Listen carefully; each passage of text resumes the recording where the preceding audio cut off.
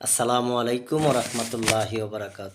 বাংলাদেশের নারীরা প্রথম যে গুরুত্বপূর্ণ পদে আছেন, প্রথম প্রধানমন্ত্রী হচ্ছেন বেগম খালেদা জিয়া, প্রথম স্পিকার ডক্টর শিরিন শারমিন চৌধুরী, প্রথম সংসদ উপনেতা সৈয়দা সাজেদা চৌধুরী, ডাবি ছাত্রী লীলা নাগ, বীর প্রতীক সিতারা নাগ, ভাস্কর নবের আহমেদ, উপদেষ্টা ডক্টর নাজমা চৌধুরী, রাষ্ট্রদূত মাহমুদা হক চৌধুরী, পাইলট কানিজ ফাতেমা রোকসানা, সচিব জাকিয়া আক্তার, জাতীয় অধ্যাপক ডক্টর সুফিয়া কামাল, প্রথম বিচারপতি নাজমুন আরা সুলতানা, ট্রেন চালক সালমা খাতুন।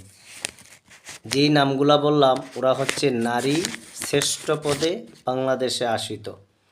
আসসালামু আলাইকুম রহমতুল্লাহি ওবরাকাতু।